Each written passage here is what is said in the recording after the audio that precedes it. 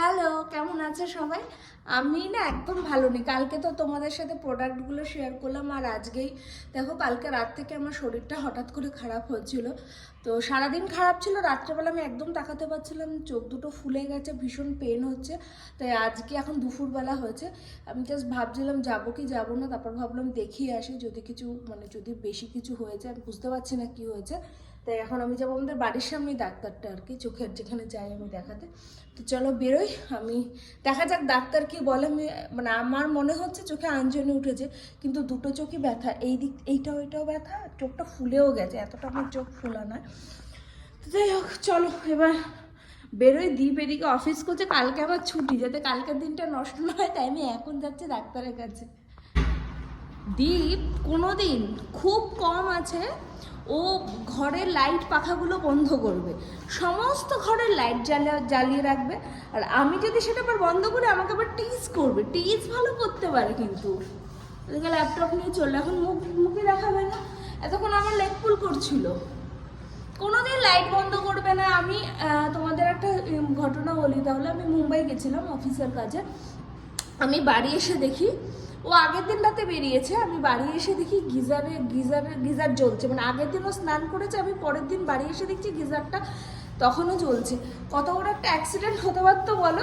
স্বীকার করবে না, কোনো দিন স্বীকার করবে না। দেখো কেমন ভোলা ভালা মুখ, যতটা ভোলা ভালা মুখ ততটা কিন্তু নয়।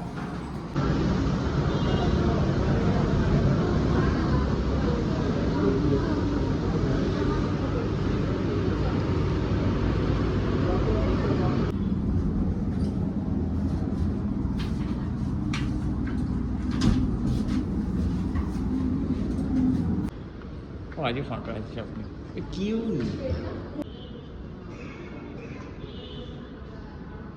পুরো ফাঁকা আজকে। হ্যাঁ,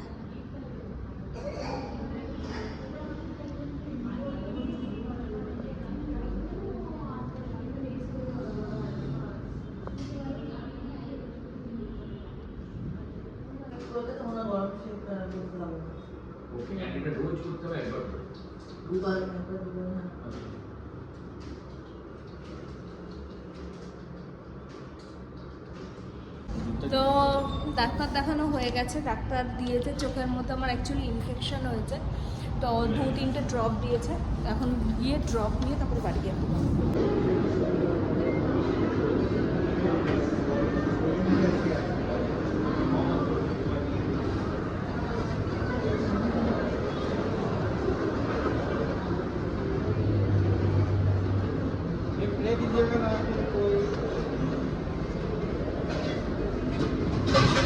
কি করবো আমি তো আমি একদিন ভেবেছিলাম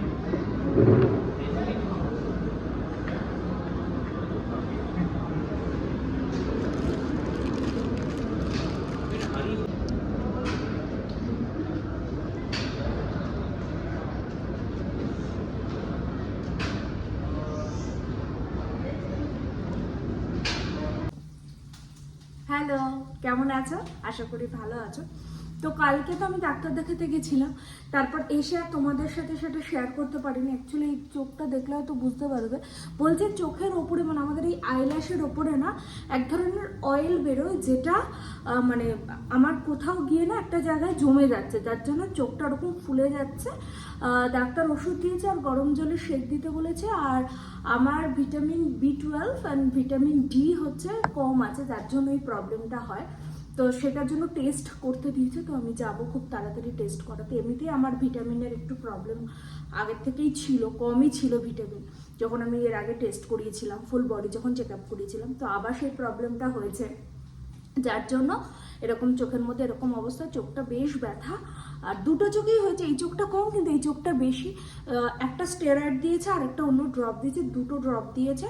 2 সপ্তাহ ওটা ইউজ করতে হবে বলেছে, আস্তে আস্তে কমে যাবে। তো দেখা যাক, হোপ ফর দ্য বেস্ট। তো আজকে হচ্ছে ছুটির দিন, তো এখন ভাবছি যে অনেকদিন ধরে বিরিয়ানি ভাবছিলাম খাবো, তো আজকে ভাবছি একটু তাহলে বিরিয়ানি বানানো যাক। তো এদিকে আমি আলুটা কেটে, আলুটা ভাজা হয়ে গেছে, এদিকে বেরেস্তা ডান, এদিকে আমি চিকেনটাকে এখন ভালো করে ম্যারিনেট করে রাখবো।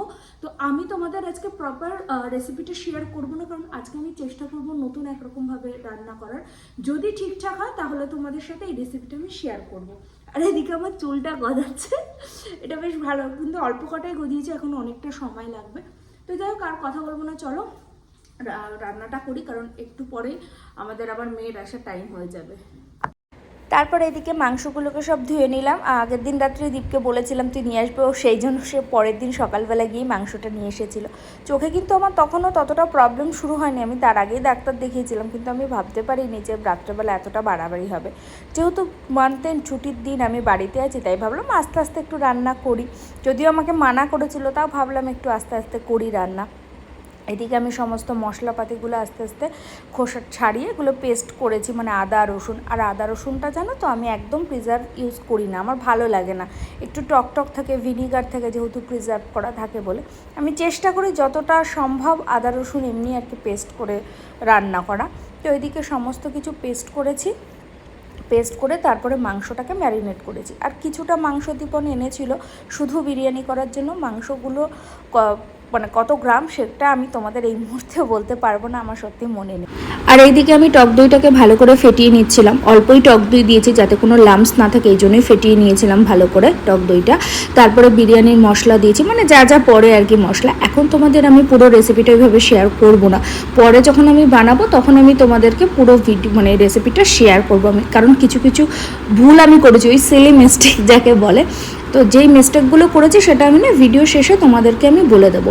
আর এদিকে কেওড়া জল, গোলাপ জল, মিঠা আতর, বিরিয়ানি মশলা, নুন, হলুদ, অল্প একটু রেড চিলি পাউডার, এইসব দিয়ে না আমি চিকেনটাকে ভালো করে ম্যারিনেট করেছিলাম। আর আদা রসুন তো আছেই, অল্প একটু পেঁয়াজের রসটা দিয়ে পেঁয়াজ দিয়েছিলাম একদম অল্প পরিমাণে, দিয়ে ভালো করে এটাকে ম্যারিনেট করে আমি প্রায় 6 থেকে 7 ঘন্টা কিন্তু রেখে দিয়েছিলাম। যেহেতু মাংসের পিসগুলো অনেকটাই বড় বড় ছিল না, আমি সেদ্ধ করে নিয়েছি, তাও যত ম্যারিনেট হবে চিকেনটা তো খেতে ততই ভালো লাগে, তাই না? আর এইদিকে আমি বিরিয়ানি তৈরি করার জন্য সমস্ত মশলাগুলোকে রেডি করে নিচ্ছিলাম। আর ওই যে রান্না করতে করতে বারবার ক্লিন করা, এটা হচ্ছে আমার একটা রোগ হয়ে গেছে, সত্যি এটা আমাকে চেঞ্জ করতে হবে। যাই হোক, এদিকে আমি ভালো করে এমনি দুধ, তার সাথে না আমি একটু গুঁড়ো দুধ মিশিয়েছিলাম টেস্ট হবার জন্য। আমি এদিকে একটা কি ভুল করেছি জানো তো, দুধটাকে খুব ভালো করে গরম করিনি, যার জন্য যখনই আমি গুঁড়ো দুধ দিয়েছি সেজন্য না লামস হয়ে গেছে, ভালো করে সেটা মিক্সড হয়নি। তো এটা আমি একটা ভুল করেছি। আর এদিকে আমি জাফরানটা ভালো করে মিশিয়ে নিয়েছি, আর এদিকে তেজপাতা নিয়েছিলাম, তার সাথে ঘি নিয়েছিলাম। আমি কিন্তু ঘিটা অতটাও কম নিইনি যতটা এখানে দেখা যায়, কারণ আমি পরে আবার ঘি নিয়েছি, সেটা তোমাদের সাথে আমার শেয়ার করা হয়নি, কিন্তু আরেকটু ঘি লাগতো, প্রথম অবস্থায় নিয়ে নিলেই হয়ে যেত, এতে আমার মনে হয় বেশি ঘি হয়ে যায়। যাই হোক, এর সাথে আমি একটু কিন্তু অলিভ অয়েল না রিফাইন অয়েল মিশিয়েছিলাম। আর এদিকে গোলাপ জল, কেওড়া জল আর মিঠা আতরের কিন্তু আমি একটা জল বানিয়ে রেখে দিয়েছিলাম, যাতে যখন নাকি বিরিয়ানিটা বানাবো তখন যেন সব হাতের সামনে থাকে, মানে তাড়াতাড়ি হয়, সেই জন্যই আর কি। আর জানো তো আমি না ভিডিওটা একদম কন্টিনিউ করতে পারিনি, কারণ ওই যে বললাম চোখের একটু প্রবলেম, আমি আস্তে আস্তে করছিলাম, মানে প্রথমবার একটুখানি করলাম, করে একটু রেস্ট নিচ্ছিলাম, কারণ চোখে হালকা হালকা একটু পেন হচ্ছিল, কিন্তু অতটাও সেরকম মারাত্মক হয়নি। যাই হোক, এদিকে আমি বিরিয়ানির সব কিছু রেডি করে নিয়েছিলাম। আর এদিকে অল্প একটু না আমি রসুনের যে পেস্ট আছে সেইটা একটু পেস্ট একদম অল্প একটু দিয়ে দিয়েছিলাম ফোড়নে। আর এটা না আগের একটা ঘিয়ের শিশি, আর কি বলবো, কোনো কৌটোর মধ্যে তো একটু ঘি লেগেছিলই, আর অল্প একটু আমি ঘিও দিয়েছিলাম ওটার মধ্যে। আর মায়ের থেকে যেন তো এটা শিখেছি, মাও কোনো জিনিস এইভাবে ফেলতো না, ওই দেখে দেখে যা হয়। আগে আমি যেমন মাকে বলতাম ফেলে দাও, এখন সত্যি ফেলতে খুব কষ্ট লাগে, এখন বুঝি তার মর্মটা। যাই হোক, ওই অল্প একটু গরম জল দিয়ে ভালো করে ওটাকে ধুয়ে একটুখানি দিয়ে দিয়েছিলাম। আর এদিকে প্রেশার কুকারটা না ছোট হয়ে গেছে, আমি না বুঝতে পারিনি যে এতটা ছোট প্রেশার কুকার হয়ে যাবে, মানে আমার ওই যে বললাম আন্দাজ এখনও হয়নি। আর এদিকে ওই জন্য আমি বড় প্রেশার কুকারটায় বসিয়ে দিয়েছিলাম, বসিয়ে যে ম্যারিনেশনটা করেছিলাম আর সামান্য একটু জল দিয়েছিলাম, বেশি জল কিন্তু আমি সেভাবে দিইনি। আর এদিকে বিরিয়ানি মশলা দিয়েছিলাম, আর ওই যে কেশর ভেজানোর যে দুধটা রেখেছিলাম সেটা একটু দিয়েছিলাম টেস্টের জন্য। আর অল্প একটু আমি কিন্তু চিনি দিয়েছিলাম, কারণ আমি না ম্যারিনেশনের সময় একদম চিনি দিইনি, সেই কারণে। দিয়ে ভালো করে প্রেশারে সিটি দিয়ে নিয়েছিলাম, একটা সিটি দিয়েছিলাম, কারণ প্রায় 5-6 ঘন্টার ওপরে আমার ম্যারিনেশন ছিল, সেই জন্য একটা সিটি এনাফ ছিল। আর এদিকে আমি ভাতটাও বসিয়ে দিয়েছিলাম। আধ ঘন্টা আগে আমি চালটা ভিজিয়ে রেখেছিলাম, বিরিয়ানির যে রাইসটা হয় চালটা, কারণ বেশিক্ষণ আগে ভিজিয়ে রাখলে তো বিরিয়ানিটা তাড়াতাড়ি হয়ে যাবে, চালটা বেশিক্ষণ আগে ভেজানোর প্রয়োজন হয় না। আর এদিকে আমি কয়েকটা দারচিনি, এলাচ, লবঙ্গ, স্টার আর একটু জলের মধ্যে নুন আর তেজপাতা দিয়ে ভালো করে চালটাকে সেদ্ধ করে নিয়েছিলাম। ও হ্যাঁ, আরেকটা কথা, চালটা যখন আমি ভিজিয়েছিলাম সেই সময় কিন্তু আমি চালের মধ্যে না লেবু দিয়েছিলাম। লেবু দিলে নাকি চালটা ভাঙে না। এটা আমি জানতাম না, এটা আমি মায়ের থেকে, মানে আমার শাশুড়ি মা এটা আমাকে শিখিয়েছেন। তো সেটা দিয়ে ভালো করে ভাতটা করে নিয়েছিলাম, মানে 70% ভাতটা কিন্তু আমি করেছিলাম। আর এদিকে একটা সিটি হয়ে গেছে, আগেই বললাম আমি একটা সিটি দিয়েছিলাম। তো তারপরে এক এক করে সমস্ত মাংসগুলোকে আমি তুলে নিয়েছিলাম, কারণ আমার যে জুসটা, মানে এই চিকেনের যে জুসটা, সেটা কিন্তু আমার অন্য একটা রাইসের দরকার হবে বলে আমি এই জন্য চিকেনটাকে আগে তুলে রেখেছিলাম। আর জানো তো, এই ভিডিওটা দেখার পরে মা আমাকে বলবে, আমার মা, কিরে তুই তো এবার আমাদের বিরিয়ানি খাওয়ালি না। আসলে মা আমাকে বলেছিল, কিন্তু এবার গিয়ে না আর এদিক ওদিক করেছে, সময় পাইনি, তাই আর রান্না করা হয়নি। আমি কোনো বাড়িতেই এবার গিয়ে সেইভাবে আমি রান্না করে খাওয়াতে পারিনি, তবে ওরা যখন আবার আসবে তখন রান্না করে খাওয়াবো। আর দীপ চিকেন বিরিয়ানি বলো, মাটন বিরিয়ানি বলো, বিরিয়ানি জিনিসটা এত ভালোবাসে। শুধু দীপ না, আমার মনে হয় আমরা অনেকেই, মানে ম্যাক্সিমাম লোকই বিরিয়ানি জিনিসটা খুবই ভালোবাসি। তো বাড়িতে যেন আমি চেষ্টা করি আর কি একটু বানানোর। আমি বলছি না আমি এক্স্যাক্টলি বানাতে পারি, আমি আমার মতন করে বানাই আর কি, এক এক সময় এক একটা পদ্ধতিতে। তো ওইদিকে আমি বিরিয়ানির জন্য যেই ওভেনটা নিয়েছিলাম, ওভেন না, যে কড়াইটা নিয়েছিলাম, তার মধ্যে আগে প্রথমে ঘি দিয়ে ব্রাশ করে নিয়ে তারপরে তেজপাতা ছড়িয়ে সমস্ত চিকেন দিয়ে দিয়েছিলাম, আর তারপরে আলুটা দিয়েছিলাম। আমি না আলুটা ভেজে রেখেছিলাম, তোমরা কিন্তু সেদ্ধ করে নিও, তাহলে আরও বেশি টেস্ট হয়। আর এদিকে বেরেস্তা দিয়ে দিয়েছিলাম, চিকেনের মশলাটা দিয়ে দিয়েছিলাম, আর চিকেনের যে স্টকটা ছিল না সেটাও আমি কিন্তু দিয়েছিলাম। আরেকটা কথা, বিরিয়ানির মশলাটা না যদি আগে তোমরা ইউজ করো, পরে সেই মশলাটা ইউজ না করাটাই ভালো, তার কারণ স্মেলটা না অনেকটা কমে যায়। এটা হচ্ছে আমার আরেকটা ভুল হয়েছিল।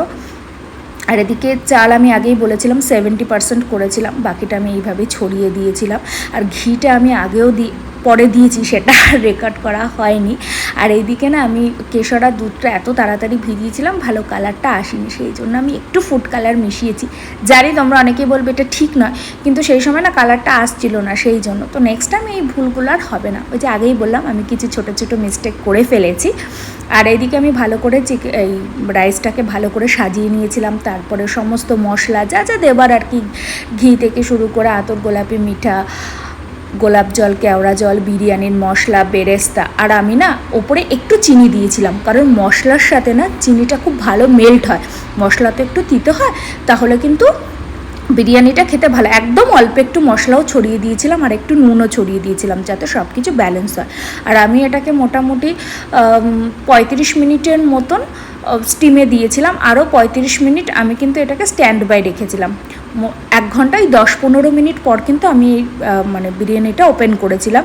আর বিশ্বাস করবে না, সমস্ত কিছু ভীষণ ভালো হয়েছে, যেমন নুন, যেমন ঝাল। আমি আমার নিজের বিরিয়ানিরই প্রশংসা করছি, আমি জানি, কিন্তু আসলেই খেতে ভালো হয়েছিল।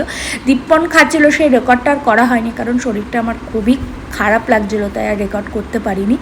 আর এদিকে আমি একটা ফ্রাইং প্যানের ওপর বসিয়েছিলাম, তোমরা চাটুতেও বসাতে পারো। আমি একদম স্টিমে করে দিয়ে, মানে একদম কম হিটে এটাকে কিন্তু বসিয়েছিলাম। তো তারপরে দেখো জাস্ট বিরিয়ানির কালারটা।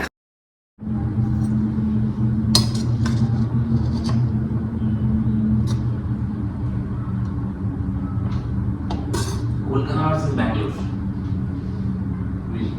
দেখা যায় কলকাতা ভার্সেস ব্যাঙ্গালোর।